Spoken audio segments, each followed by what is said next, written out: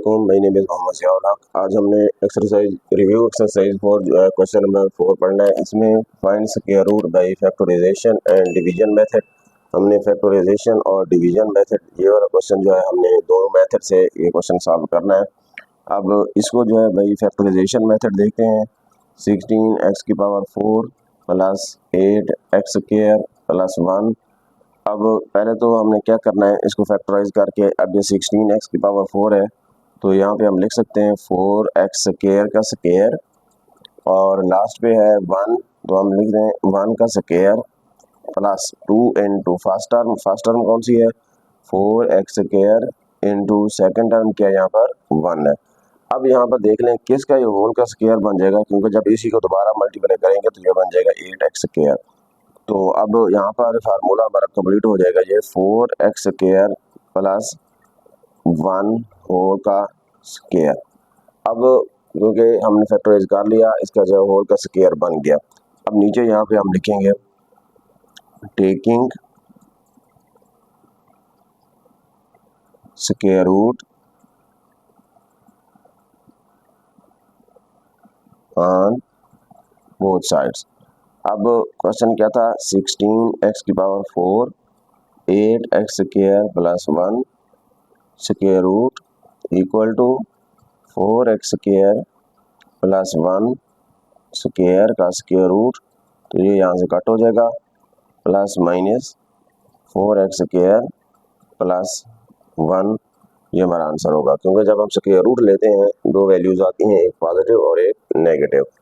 तो अब इसी को जो है हम डिवीजन मेथड से सॉल्व करते हैं बाय डिवीजन मेथड। 16x की power 4 plus 8x square plus 1। तो अब देखें, अब डिवीजन मेथड में सॉल्व करने के लिए अब हम यहाँ पर कौन सा टेबल पढ़ें, क्योंकि 16x की पावर 4 है। अब 16 है, 16 पे जो टेबल है हमने यहाँ पे पढ़ना है वही इधर भी लिखना है। तो ये बन जाएगा 4x स्क्वायर, तो यहाँ भी क्या होगा 4x स्क्वायर। अब इसको मल्टीप्लाई करवाएं, 16x की पावर 4 साइन चेंज हो जाएगा, ये यहाँ से कैंसिल हो जाएगा, ये बन जाएगा 8x स्क्वायर प्लस 1। तो अब 4x स्क्वायर और 4x स्क्वायर इन दोनों को हमने ऐड करना है। जब ऐड करेंगे तो ये बन जाएगा 8x square.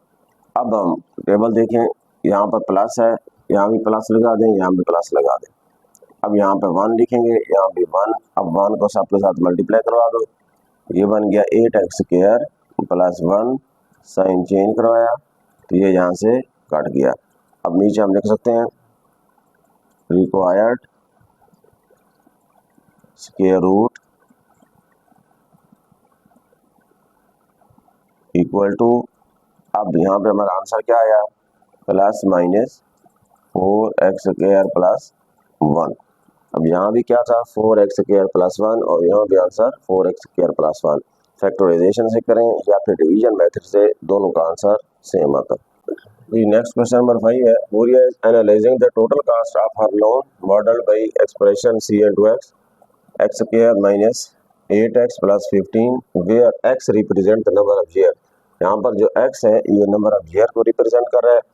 What is the optimal repayment period for Fourier loan. अब सबसे पहले जो है यहाँ पे हम लिखेंगे टू फाइंड ऑप्टिमल, क्योंकि लास्ट में जो गिवन होता है आपने वहां पे ऊपर लिखना होता है, optimal repayment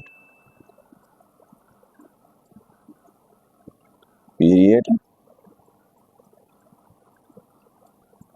put c into x equal to 0। अब जिस तरह हमने पिछले एक्सरसाइज में भी क्वेश्चन किए थे, जब ये चीज फाइंड करते हैं तो फिर इसी को हम इक्वल टू 0 करके वहां से हम इसको फैक्टराइज करके x की वैल्यूज निकाल लेते हैं। तो ये बन जाएगा x square minus 8x plus 15 equal to 0। तो अब हम इसको हम आगे फैक्टराइज करते हैं। तो ये है x square minus 8x plus 15 equal to 0। अब यहाँ पर क्योंकि 1 है, 1 को 15 के साथ मल्टीप्लाई करो, 1 मल्टीप्लाई 15 होता है और 3 मल्टीप्लाई 5 जो है ये भी 15 होता है। अब यहाँ पर देख लें कि कौन सा पेयर जो इसके लिए होगा, क्योंकि 8 बनना चाहिए। यहाँ से 8 तो नहीं बनता, 8 यहाँ से बनेगा 5 और 3 को, तो ये बन जाएगा एक्स स्क्वायर माइनस का 3x माइनस का 5x प्लस का 15 इक्वल टू 0। तो अब यहाँ पे हम क्या करेंगे, x को कॉमन ले लो, x minus 3 minus 5 into x minus 3 equal to 0। तो ये बन जाएगा x minus 3 x minus 5 equal to 0। तो अब हम लिख सकते हैं x minus 3 equal to 0, x minus 5 equal to 0। तो x इक्वल टू प्लस का 3 आ जाएगा और इसी तरह x इक्वल टू 5 आ जाएगा। तो अब यहाँ पर हम ये लिखेंगे, क्योंकि हमने फाइंड करना था ऑप्टिमल रीपेमेंट पीरियड, तो यहाँ पे हम लिख देंगे so the optimal repayment period